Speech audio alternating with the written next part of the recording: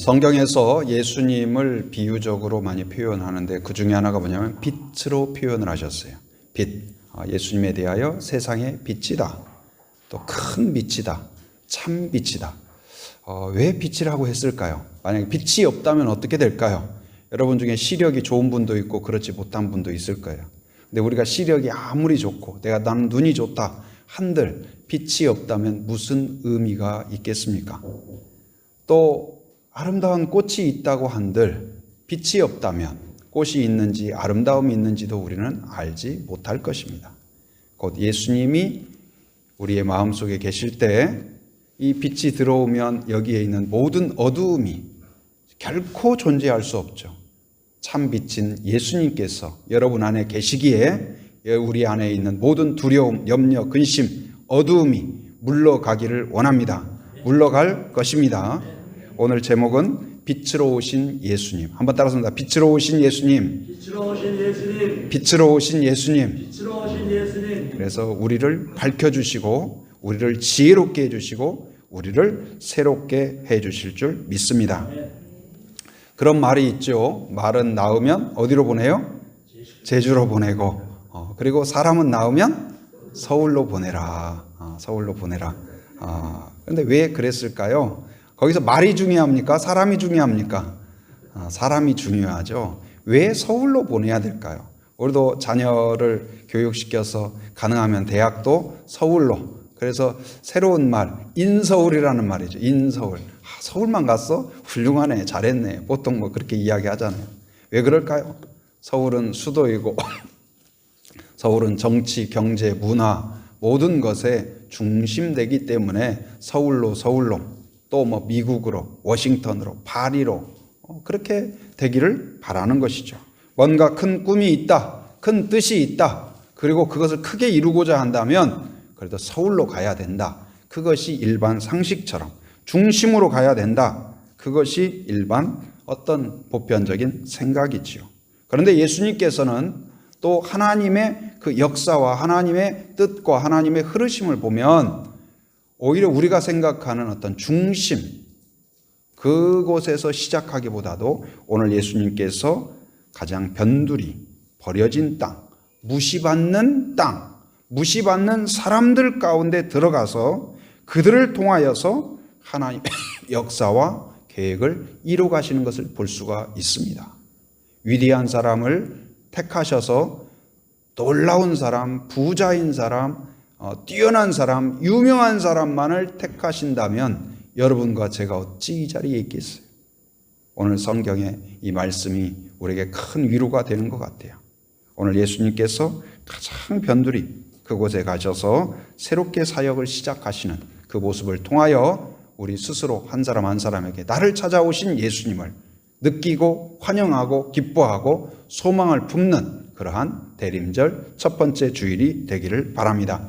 예수님의 동선을 살펴보면 예수님은 이제 베들레헴에서 태어났죠.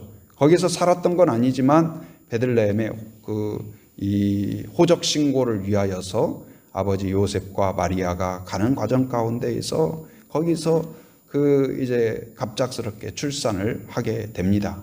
그러나 거기에서 오래 머무르지 못하고 이제 헤롯이 이 왕이 태어났다는, 유대인의 왕이 태어났다는 이제 동방 박사들의 그러한 이야기를 듣고 이걸 그만두면 그대로 두면 안 되겠다는 생각에 이제 죽일 계획을 갖죠. 그래서 천사가 알려줘서 예수님이 피신하게 됩니다. 어디로 피신해요? 애굽 땅으로, 오늘날 이집트로 피신하게 돼요. 그래서 이집트에서 이제 어느 정도 지나니까 이제는 돌아가도 된다. 그래서 어디로 갑니까? 나사렛. 그래서 예수님을 가르쳐서 베들레헴 예수 그러지 않고 어디 예수라고 그래요? 나사렛 예수. 그건 왜 그러냐면 어렸을 때부터 나사렛에서 자라고 또 그곳에서 성장하고 그래서 약 한 30세까지 거기서 뭘 하고 지냅니까? 목수로 지내요. 목수로. 그리고 이제 드디어 예수님께서 본인의 사명이요 소명이고 하나님의 부르심인 구원 사역을 위하여서 시작을 하시는데 공생애라고 하죠. 공생애. 그 공생애를 시작하는데 어디로 오셔요? 그가 세례를 받으시는데 다시 그 예루살렘 근처에 있는 유대 땅으로 오시게 돼요. 세례 요한이 그 유대 광야에서 사람들을 향하여 메시지를 전파하고 요단강에서 세례를 베푸는데 그 요단강 거기에 가서 예수님이 세례를 받으시죠. 예수님이 세례를 받을 때 나타난 특이한 현상을 말씀을 드렸습니다. 하늘이 열렸다고 그랬어요. 보통 일반 하늘과는 다른 그러한 하늘이 열렸고, 그리고 성령이 비둘기처럼 임했다. 그리고 하늘에서 소리가 들렸어요. 이는 내 사랑하는 아들이다. 사랑하는 아들이다. 여러분, 오늘 또 여러분을 향하여서 기특하게, 귀하게, 사랑스러운 눈길로 하나님이 바라보신다는 사실을 믿으시기 바랍니다. 우리가 뭘 잘해서가 아니라, 오늘 또 아까 제가 1층에 내려갔는데 그 하윤이 그 꼬마가 막 오는 거예요. 머리 묶은 모습도 귀엽고 앉아있는 모습도 귀엽고 신발 벗는 모습도 귀엽고, 제가 그래서 그냥 지나칠 수가 없어가지고 들어서 번쩍 들어 올렸어요. 막 저를 올려주세요 올려주세요 하는 것이 아닌데도 불구하고 그냥 사랑스러운 거예요.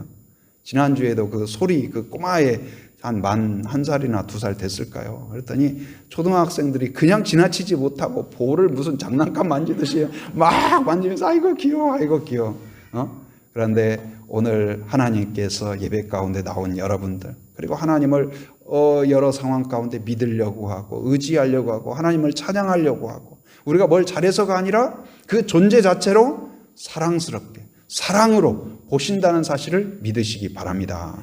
그리고 이제 예수님께서 그 웅장한 세례 이후에 어떻게 하셨어요? 유대 광야에서 그 성령의 이끌림을 받아서 40일간 금식을 해요. 그리고 이제 거기에서 마귀의 시험 가운데 이기게 됩니다. 무엇으로 이겼다고 그랬어요? 말씀으로. 마귀를 이기는 키는, 비결은, 무기는 뭐예요? 말씀이에요. 여러분 한번 따라합니다. 말씀이 무기다. 말씀이 이긴다. 저도 주중에 이렇게 암송하면서 지난 주일 그 암송 구절이 뭐였냐면, 그 이제 주의 말씀은 내 발의 등이요 내 길의 빛이니이다. 그래서 저도 아내하고 이렇게 산책을 하면서 제가 이렇게 주의 말씀은, 아내가 주의 말씀은 내 발의 등이요 내 발의 등이요. 그것도 재밌잖아요. 같이 누구 흉보고 다니는 것보다 암송하면서 다니면 하나님이 얼마나 기특하게 생각하실 거예요. 지난 금요일 날에도 이 금요 겟세마네 기도회 끝나고 이제 안에 그냥 들어가지 않고 산책하기 위해서 여기 경찰공원 있죠? 거기를 갔어요. 그랬더니 밤에 늦은 시간인데도 막 이제 남자 아이들, 초등학교 고학년 애들이 거기서 막 우렁차게 외치고 놀고 막 떠들고 하는 거예요. 그래서 제가 지나가면서 얘들아, 밤이 늦었는데 집에 안 가냐? 그랬어요. 그랬더니 어떤 애가 이렇게 철 막 있는데 구조물 위에 올라가 있다고, 목소리가 한빛교회? 그러는 거예요. 왜 그랬을까요?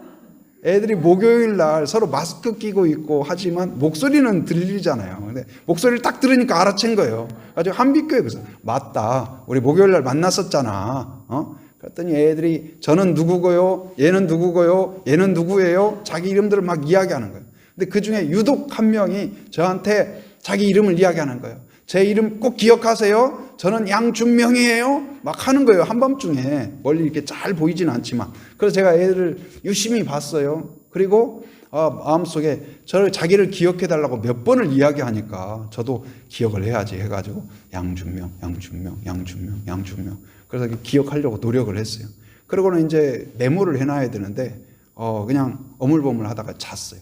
아침에 일어나니까 이름이 뭐였지? 새카맣게 잊어버린 거예요. 그래서 주님, 어저께 분명히 기억해 달라고 그랬는데 어떻게 하죠? 기억나게 하여 주옵소서. 기억나게 해주옵소서. 그런데 세수하다가 불현듯 준명이. 그런데 이름 뜻도 좋더라고요. 준명이 아마 명령을 준행해라 그런 뜻 같아요. 근데 뭔가 하나님이 또 귀하게 쓰시지 않을까. 근데 그 아이가 한 말이, 나한테 기억해 달라는 말이 무슨 의미였을까? 왜 자기 이름을 그토록 나한테 기억해 달라고 했을까? 기도해 달라는 의미일까? 축복해 달라는 의미일까? 아니면 나중에 슬러시 한 잔 더 달라는 말일까? 그러나 그 말을 듣고 제가 여러 생각을 했어요. 우리가 하나님 앞에 하나님, 오늘 저 예배에 왔습니다. 오늘 하나님께 기도합니다. 하나님 바라봅니다. 저를 기억해 주세요. 하나님 저를 기억해 주세요. 하나님을 의지하고 매달리고 하나님이 기억해 달라고 하나님께 요청하는 자에 대하여서 저도 그 아이를 기억하려고 노력하는데 하나님이 기억하지 않을까? 할렐루야. 하나님이 기억되는 그런 성도, 그러한 우리 제주 한빛교회가 되기를 바랍니다. 그렇게 되는 줄 믿습니다. 그래서 예수님께서 이제 세례까지 받으시고 광야에서 마귀를 말씀으로 이기셨어요. 그러면 이제 중앙으로, 거기서 이 예루살렘이 멀지 않거든요. 그럼 이제 예루살렘에 가셔서 이 뭐랄까 웅장한 세례에 대한 소문도 다 났겠다. 그래서 이제 세례 요한도 예수님을 향하여서 나는 그분의 신발끈도 맬 자격이 없다 할 정도로 인정을 하고, 그렇기 때문에 예루살렘으로 나가야 될 터인데, 그때에 예수님은 어디로 가세요? 중앙으로, 예루살렘으로, 그리고 그 사회를 이끄는 사람들, 지도자들을 중심으로 만들어간 것이 아니라 어쩌면 그 사회에서 버려진 것과 같고 무시받는 땅인 갈릴리로 가게 됩니다. 오늘 읽은 말씀 본문 12절 같이 한번 읽어봅니다. 같이 시작. 예수께서 요한이 잡혔음을 들으시고 갈릴리로 물러가셨다가, 거기 13절 다시 시작. 나사렛을 떠나 스불론과 납달리 지경 해변에 있는 가버나움에 가서 사시니. 여기서 보면 이제 갈릴리라는 곳은 어떤 곳이냐? 지리적으로는 팔레스타인 지역, 이스라엘 땅 팔레스타인 지역의 북부 넓은 지역을 말해요. 그러니까 하나의 지명이, 어떤 도시 이름이 아니고 우리로 말하면 호남 지방, 영남 지방, 그렇듯이 그 영남 지방 하면 거기에 도시들이 많이 있죠. 부산, 대구, 울산, 뭐 포항, 많은 뭐 경주 그런 도시가 있고, 호남 지방 하면은 뭐 목포, 전주, 나주, 뭐 군산 많은 도시가 있잖아요. 그렇듯이 한 지역을 가리켜요. 그런데 그 땅이 어떤 땅이냐면 과거에 또 아픔의 역사가 있어요. 뭐냐면 이 이스라엘의 예루살렘에 성전을 지었죠. 누가 지었어요? 솔로몬이 성전을 지었는데, 성전을 지을 때 다윗도 그랬고, 아버지 다윗도 그렇고 재료들을 막 외국에서도 수입을 해서 준비를 해요. 그리고 성전을 지을 때 멀리 외국에서도 수입을 하는데, 두로라는 나라에서 이제 일꾼들도 데려오고 또 석재라든지 여러 재료들을 가지고 와요. 그리고 그 값으로 뭘 제공하냐? 이 갈릴리 지역에 20개 성을 제공을 해요. 근데 여러분 생각해 보세요. 하루아침에 이스라엘이었는데 두로로 바뀌어버린 거예요. 그래서 제주도가 서울에서 멀다고 우리는 대한민국 하고 있는데 어느 날 일본이 돼버렸다. 여러분 제주도 사람들 마음은 어떻겠어요? 이게 뭐야? 그런데 갈릴리에는 그런 상처가 있어요. 그리고 또 어떤 일이 있냐? 거기는 그 외부의 적들이 들어올 때 길목과 같은 곳이에요. 그래서 수없이 침략을 받습니다. 아수르, 바벨론, 바사, 마게도냐, 애굽, 수리아 이런 나라들의 수없이 정복을 당하면서 그곳에서 시설이 파괴됩니다. 사람들이 잔인하게 죽습니다. 그리고 거기에 그들이 짓밟고 지나가면 그들의 민족을 거기에 이주시켜요. 그리고 다스리게 해요. 백성들이 거기에 살게 하고, 그리고 포로들을 거기에 해서 일꾼을 시키고, 그러다 보니까 자연스럽게 어떻게 돼요? 이 유대인들과 그들이 혼혈 민족화가 돼요. 그러니까 이 어떤 혈통의 정통성을 잃어버리게 돼요. 그리고 생각이나 문화나 이런 것들도 유대인의 문화가 아니라 호남 문화가 되게 돼요. 호남 문화가.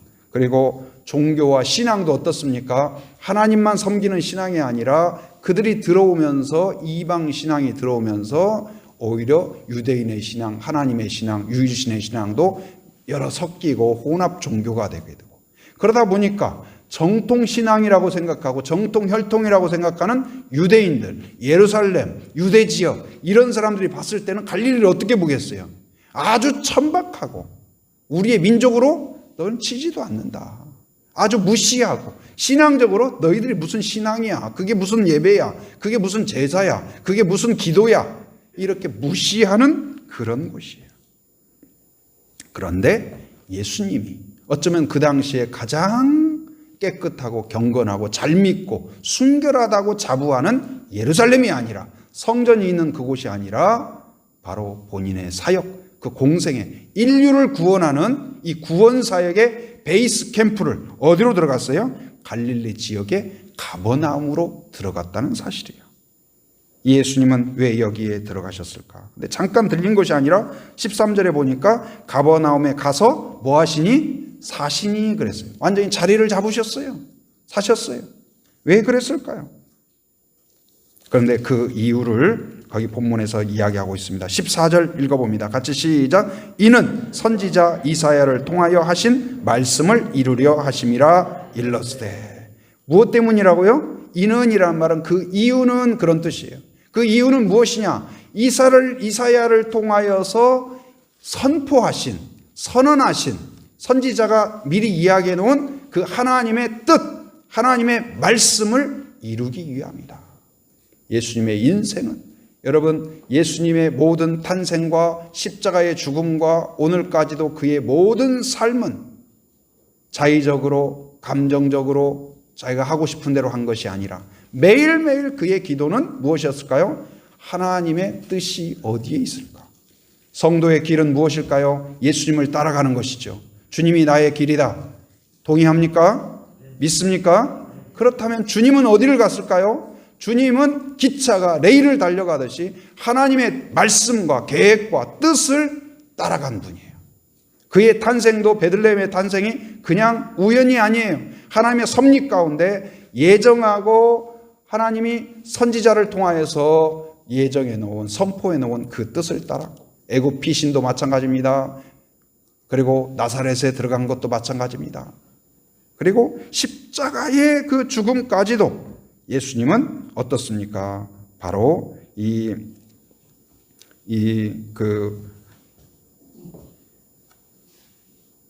억울하게 당한 것이 아니라 바로 그것을 통하여서 하나님의 뜻과 계획을 이루신 것이죠. 예수님께서 이제 십자가에 달리시기 전에 그 겟세마네 동산, 그 예루살렘 성전, 예루살렘에 있는 예루살렘 성전 건너편에 보면 감람산이라고 있어요. 근데 감람산에 이제 보면은 포도나무가, 오래된 포도나무들이 많이 있습니다. 근데 예수님께서 예루살렘에 가시면 그곳에서 기도하기를 좋아하셨어요. 그래서 밤에 이제 그곳에 가서 기도하시는데 기도를 얼마나 간절히 기도했냐면, 왜냐하면 죽음이 임박한다는 것을 아시기 때문에, 십자가를 져야 되고 이것을 이겨내야 되기 때문에, 예수님도 스트레스를 받고 이 마음에 여러 가지 갈등이 있었던 것 같아요. 그런데 그것을 가지고 하나님께 기도합니다. 기도해서 어느 정도 기도했느냐? 마태복음 26장 39절에 보면 내 아버지여, 하나님을 이야기하죠. 내 아버지여, 만일 할만하시거든 이 잔을 내게서 지나가게 하옵소서. 이 잔이 뭘까요? 십자가를 가리키는 거예요. 이 십자가를 할 수만 있다면 피하게 해 주십시오. 그런데 그 다음에 뭐라고 이야기할까요? 그러나 나의 원대로 마시옵고 아버지의 원대로 하옵소서. 이게 바른 기도인 줄 믿습니다. 그런데 우리는 아버지의 원대로 마옵시고 저의 원대로 하옵소서. 여러분, 그것이 나에게 좋다고 생각해요. 나에게 유익하다고 생각해요. 내가 좋은 대로, 내가 생각한 대로, 내가 계획한 대로 되어야 좋은 것이 아니라 하나님의 뜻대로, 하나님의 계획대로, 말씀대로 이루어지는 것이 형통인 줄 믿습니다. 여러분, 더 깊이 있는 기도는, 처음 시작 기도는 그렇죠. 우리의 필요, 우리의 상황, 내 생각대로, 내 계획대로 이루어지는 것을 원하죠. 그 기도가 나쁜 기도는 아닙니다. 그러나 더 깊이 있게 나아가면 선하신 하나님, 나를 사랑하시는 하나님, 실수가 없으신 하나님, 지혜로우신 하나님, 나보다도 나를 더 잘하시고 나의 계획보다도 더 완벽하신 하나님이 더 온전하시다는 믿음을 갖게 되면 주님이 선택해주고 주님이 이끌어주고 하나님이 행하시는 그것이 최상인 줄 믿습니다. 하나님, 이제는 내 계획을 이루어 주시옵소서. 무슨 그냥 금식 기도가 단식 투쟁하듯이 하나님은 각성하라, 그런 것이 아니라 주여 하나님의 뜻이 내 마음에 뿌리내리게 하여 주옵소서. 그게 올바른 기도인 줄 믿습니다. 바로 이제 하나님의 뜻은 무엇일까요? 성경을 통하여 살펴보면 하나님의 뜻은 무엇이냐? 첫째는 구원입니다. 구원. 창세기 그 3장 15절에서 이제 예수님을 통한 구원을 선포하시죠. 하나님은 절대로 멸망을 그대로 멸망으로 두기를 원치 않으셔요. 구원하는 목적을 갖고 계세요. 그래서 결국은 그것을 이끌어 가십니다. 오늘 여러분과 저를 교회로 모으신 목적도 여러분을 살리기 위한 거고, 그리고 우리를 통하여 세상을 살리기 위한 것인 줄 믿습니다. 하나님께 인도하고, 그래서 이 일을 내가 때를 얻든지 못 얻든지 주님이 오시는 그날까지 순종하는 교회가 되기를 바랍니다. 여러분, 어떤 일이든 나에게 은사가 있습니까? 나에게 힘이 있습니까? 재정이 있습니까? 그것을 통하여서 어떻게든 구원 사역에 조금이라도 동참하는 여러분이 되기를 바랍니다. 이게 하나님이 기뻐하는 일이에요. 두 번째는 뭡니까? 생명이에요. 생명을 살리는 일이에요. 그래서 아까 구원은 사도행전 16장 31절에 보면 주 예수를 믿으라. 그리하면 너와 내 집이 무엇을 얻으리라? 구원을 얻으리라. 그리고 요한복음 14장 6절에는 내가 곧 길이요. 여기서 내가는 누굴까요? 예수님을 가리키죠. 내가 곧 길이요 진리요 무엇이니? 생명이니. 여러분, 예수님이 여러분 안에 계신다면 영적인 심장이 뛰는 겁니다. 영적인 피가 도는 것입니다. 영적인 이 뇌가 가동이 되는 거예요. 예수님이 없다면 여러분, 아무리 예쁘게 화장을 해놔도, 우리나라는 그렇지 않지만 미국 같은 데는 어떻습니까? 이 돌아가신 분에 대하여서 마지막 장례를 할 때 깨끗이 단장하고 옷도 아주 예쁘게 입히고 화장도 하고 머리도 단정하게 하고 딱 꽃 가운데 눕도록 그렇게 하죠. 그리고 관을 열어놓고 사람들이 와서 인사를 합니다. 인사를 하면 부르면 금방 대답할 것처럼 그렇게 살아있는 것처럼 되어 있지만, 아무리 불러도 아무리 눌러도 고상한 말을 한다 할지라도 그는 들을 수도 없고 말할 수도 없고 반응할 수도 없어요. 왜? 살아있지 않기 때문에. 영적으로도 마찬가지예요. 여러분, 예수님이 계셔야 생명력이 있습니다. 여러분, 가정 안에 예수님이 계셔야 부부관계에도 생명력이 있어요. 가정에도 새로워집니다. 피가 돌아요. 호흡이 돌아요. 그리고 하나님의 또 뜻은 무엇일까요? 치유입니다. 치유. 마태복음 9장 29절에 보면 예수께서 그들의 눈을 만지시며 이르시되 너희 믿음대로 되라. 맹인들이 예수님을 찾아왔어요. 그래서 고쳐달라고 그래요. 그래서 예수님께서 바로 너희가 믿느냐? 내가 하나님의 아들인 것을, 그리고 치유할 수 있다는 것을 믿느냐? 그랬더니 그 맹인들이 뭐래요? 우리가 믿나이다 그래요. 그랬더니 예수님이 뭐라고 그래요? 그럼 내가 치유해 줄게가 아니라 눈을 만지면서 너희 믿음대로 되라. 믿음대로 되라. 여러분, 하나님을 믿고 의지하고 매달리고 그러면 치유의 역사가 일어날 줄 믿습니다. 그리고 하나님의 뜻은 무엇일까요? 우리에게 안식을 주시는 거예요. 쉼을 주셔요. 평안을 주셔요.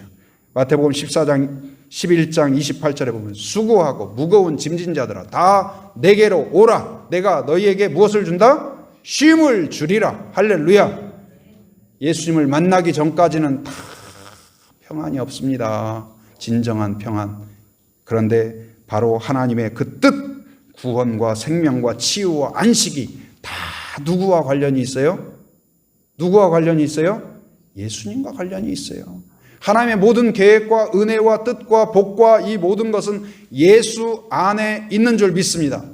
여러분이 예수님을 영접했다는 사실이 얼마나 놀라운 일인지, 얼마나 귀한 일인지, 인생의 BC와 AD가 되었다는 사실을 기억하기 바랍니다.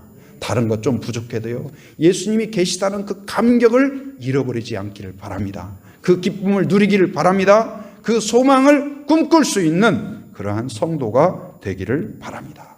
마귀는 끊임없이 이 하나님의 계획을 방해해요. 그래서 마귀의 전략은 무엇이냐? 하나님의 계획을 수행하는 것 같은 사람을 짓밟아요, 무너뜨려요, 꺾어버려요.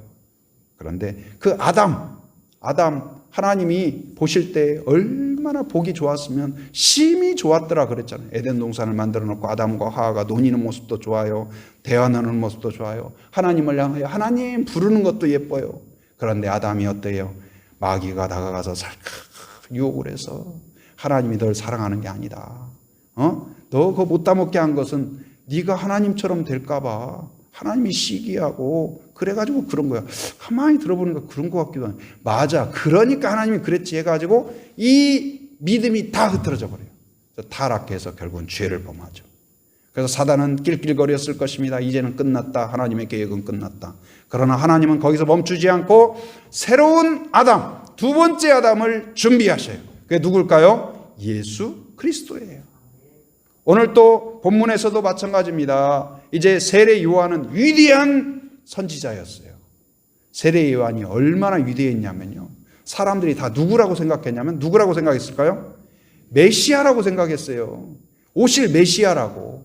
그래서 세례 요한한테 와가지고 사람들이 묻는 주요 질문이 뭐냐? 혹시 그분 아닙니까? 당신이 오실 그분 아닙니까? 그때 예수님은 나는 아니다. 나는 오실 그분을 준비하는 자다. 광야의 소리다. 그는 흥하여 하겠고 나는 뭐하여 하리라? 쇠하여 하리라. 여러분, 이것이 사역자의 자세, 성도의 자세가 되는 줄 믿습니다. 우리는 하나님은 쇠하여 하겠고 나는 흥하여 하리라. 이게 은혜가 아니에요. 나를 통하여서 하나님의 영광이 나타나는 그러한 성도, 그런 교회가 되기를 바랍니다. 그래서 세례 요한이요, 그렇게 위대하고 그의 말씀에 권위가 있고, 그래서 사람들이 그 앞에서 뭐 어떻게 대항할 수가 없었어요. 그런데 그 세례 요한이 메시아라고 생각하고 위대하고 그랬는데 세례 요한이 헤롯한테 잡혀가요.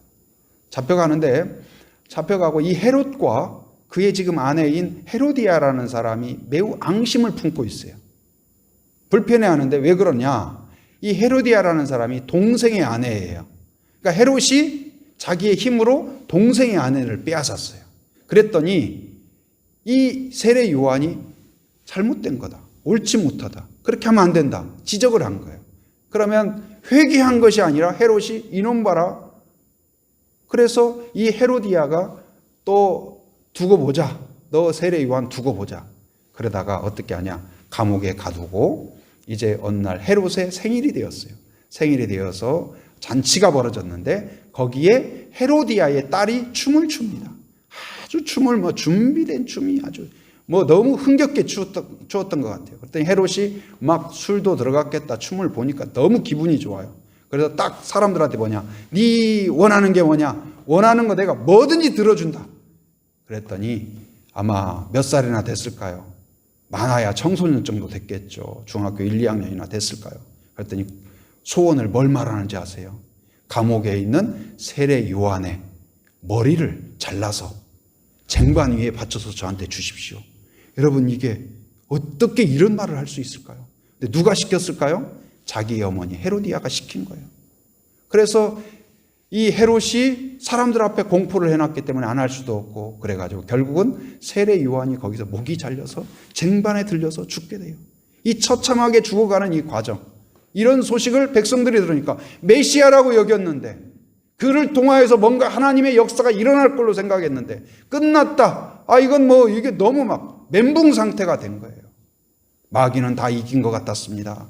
하나님의 역사는 구원 사역은 끝난 것 같았습니다. 그러나 하나님께서는 거기서 멈추지 않고 이 구원의 계획을 이제 예수님을 통하여 본격적으로 시작하게 된 줄 믿습니다. 예수님의 십자가도 마찬가지예요. 예수님이 십자가에 달릴 때 예수님이 왕이라면, 메시아라면 그 힘으로, 능력으로, 은사로 사람들을 다 정리하고 왕이 되어서 통치해야 되지 않을까. 그런데 예수님이 힘없이 십자가에 돌아가셔요. 우리의 방식하고는 전혀 다르죠. 그래서 예수님이 돌아가시면 다 끝날 줄 알았죠. 그 당시에 그 제사장들이나 그 지도자들이, 예수님을 싫어하던 사람들은. 그러나 예수님 이후에 부활하신 예수님이 제자들을 다시 만나고 성령이 역사하시자 그 제자들이 어떻습니까? 그 예수님의 사람들이 되고 진짜 제자다운 제자들이 되어가서 오늘까지 구원의 역사가, 생명의 역사가, 치유의 역사가, 회복의 역사가 여러분과 저에게까지 내려온 줄 믿습니다. 마귀는 오늘 또 우리를 힘들게 합니다. 넘어지게 합니다. 끝나게 합니다. 그러나 하나님이 지키시고 있다는 사실을 믿으시기 바랍니다. 하나님은 뜻을 포기하지 않습니다. 실수하지 않습니다. 반드시 이루십니다. 그런데 이루시는 방식이 무엇일까요? 대단한 사람, 훌륭한 사람이 아니라 오늘 이 가버나움으로 들어갔는데, 아까 말씀드린 것처럼 가버나움은 어떻게 보면 가장 버려진 땅이요, 사람들이 인정하는 땅이 아니에요. 그래서 심지어 뭐라고 합니까? 거기에서 예수님이 나왔다. 저분이 메시아가 아닌가? 그랬더니 사람들이 뭐라고 이야기해요? 나사렛에서 무슨 선한 것이. 그 정도로 확정적으로 그곳은 전혀 새로운 거 기대할 만한 것이 나올 수 없는 곳이에요. 오늘 성경에서도 마찬가지입니다. 그 갈릴리 지역을 어떻게 평가하고 있을까요? 16절 같이 읽어봅니다. 시작. 흑암에 앉은 백성이 큰 빛을 보았고 사망의 땅과 그늘에 앉은 자들에게 빛이었도다. 흑암에 앉은 백성, 바로 그 앞에 정확하게 나오죠. 스불론 땅과 납달리 땅과 요단강 저편길과 이방의 갈릴리요. 갈릴리 지역을 이야기하는 거예요. 버림받고 무시받고 천대받고 꿈이 없고 그런 곳에 예수님이 들어가신 거예요. 빛이신 예수님이 들어가셨어요. 그랬더니 그곳에서 기대할 수 없는 그 땅에서 예수님께서는 제자들을 훌륭하다고 생각하고 위대하다고 생각하고 똑똑하다고 생각하고 거룩하다고 자부하는 그 예루살렘의 사람들이 아니라 바로 갈릴리의 어촌의 어부들을 부르셨다는 사실이에요. 베드로, 안드레, 야고보, 요한 다 누굽니까? 어부들이에요. 근데 가만히 생각해 보면 예루살렘에서 그 잘 나가는 랍비들을 향하여서 예수님이 너는 나를 따르라 그랬다고 해봐요. 그들이 어떻게 반응했을까요? 예수님이 자기보다 학벌도 부족해요. 가문도 부족해요. 그런데 내가 너를 따라? 네가 나를 따라야지. 어디서 번지수를 모르고 아마 그러지 않았을까? 그런데 예수님이 제자들을 택했을 때, 베드로를 불렀을 때 배를 버려두고 다 아버지를 버려두고 예수님을 따랐잖아요. 왜? 자기들이 그 가장 낮은 자라는 것을 인식하고 있었기에. 여러분, 하나님은 오히려 위대한 사람을 사용한 것이 아니라 부족하고 연약하고 쓸모없는 것 같지만 믿음으로 따르는 자, 순종하는 자를 통하여 위대한 역사를 이루실 줄 믿습니다. 이것이 하나님의 뜻이에요. 계획이에요.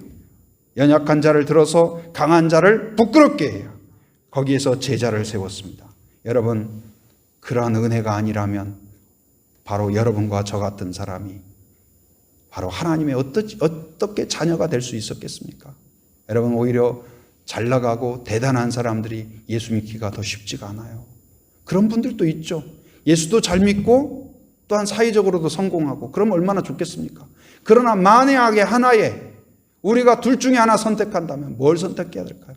하나님에게 부름받는, 바로 하나님이 나의 빛이 되는 그러한 은혜가 있기를 바랍니다. 예수님이 부르시면 아멘으로 응답하는 자, 그 사람이 제자가 되는 것입니다. 그리고 예수님이 들어간 그곳에서 수많은 기적들이 이루어집니다. 여러분, 예수님의 첫 번째 기적이 뭘까요? 여러분, 예수님이 이루신 첫 번째 이적이 뭐였죠? 물을 포도주로. 이게 어디서 일어난 일일까요? 예루살렘이 아니에요. 갈릴리 가나예요. 갈릴리 땅이에요. 갈릴리 땅에서. 그리고 성경에 나와 있는, 복음서에 나와 있는 대부분의 이적들이 바로 이 갈릴리 땅에서 이루어져요. 가버나움을 중심으로. 예수님이 아무리 천박하고 아무리 볼 것 없고 아무리 가치 없는 땅일지라도 예수님이 들어가면 기적의 역사가 일어날 줄 믿습니다. 건강에 어려움이 있고 질병이 있고 지금 한숨이 나오고 나는 엉망이다, 끝났다, 아무리 뒤죽박죽이 되어 있다 할지라도 빛이신 예수님이 들어오면 질서가 잡히고 새로운 역사가 일어날 줄 믿습니다. 또한 예수님이 성경에, 여러분 좋아하시죠? 팔복이라든지 산상수훈이라든지 그것을 어디에서 가르치셨을까요? 훌륭한 랍비들을 앉혀놓고 한 게 아닙니다. 제사장들을 놓고 가르친 게 아니에요. 아무것도 모르고 무식하다고 손가락질하는 그들이 예수님이 가는 데마다, 그런 거 해보셨죠? 그 어렸을 때 과학 시간에 종이에 놓고 위에 쇳가루 놓고 밑에 자석을 이렇게 옮기면 어때요? 자석이 가는 대로 쇳가루가 졸졸졸졸. 그 갈릴리 지역의 백성들이 아침부터 저녁까지 예배 끝났습니다도 없어요. 끝나도 따라다녀. 할 일도 없겠다. 그냥 무조건 따라다녀. 아침에도 점심에도 저녁에도 새벽부터 예수님만 따라다니는 거예요. 그런데 그 가운데에서 때로는 놀랍게 오병이어 이 물고기 2마리와 그리고 떡 5개로 하나님이 그 예수님이 축사하시고, 그러니까 그들을 할 때 어떻게 하냐? 불쌍한 거예요. 안타까워요. 그러니까 민망히 여기셨다. 이 말이 무슨 말이냐면 불쌍히 여겼다는 말. 긍휼히 여기고 하나님께 감사 기도하며 하나님의 뜻을 이루어 주옵소서 하면서 기도하고 축복하자. 어때요? 그 별 볼 일 없는 거 가지고 5,000명이 먹었다. 장정만. 그러니까 이 전체 어린아이 남녀노소 다 하면 한 2,000명이 되는 거죠. 그 먹고 12강조리가 남았다. 성경의 역사는 대단한 것, 막 다이아몬드를 통해서 이루어지는 것이 아니고 오병이어를 통하여 하나님이 개입하시면 역사가 일어난다. 여러분, 우리가 크다고 큰 게 아니에요. 하나님이 계셔야 큰 거예요. 뭐 다이아몬드가 되어야 아름다운 게 아니에요. 하나님이 역사하시면 아름다운 역사가 될 줄 믿습니다. 그래서 거기에서 그 백성들을 놓고 따라다니다 보니까 팔복의 주옥 같은 말씀, 산상수훈의 주옥 같은 말씀을 듣게 된 거예요. 여러분, 주님을 따르는 자가 되기를 바랍니다. 사모하는 자에게 하나님의 말씀이 임합니다. 심령이 가난한 자에게 하나님의 은혜가, 천국이 임하게 될 줄 믿습니다. 약한 나로 강하게 하시는 하나님, 가난한 나로 부하게 하시는 하나님의 은혜가 오늘 또 임하실 줄 믿습니다. 오늘 대림절로 우리가 이제 예수님의 오심을 준비하죠. 나의 여러 가지 부족함, 어두움을 밝혀 주실 것입니다. 깨어진 것, 손상된 것을 고쳐 주실 것입니다. 그래서 내 안에 구원과 생명과 치유와 쉼과 회복을 이루시는 그 예수님을, 하나님을 바라보는 그러한 대림절 또 성탄의 계절이 되기를 주님의 이름으로 축원합니다.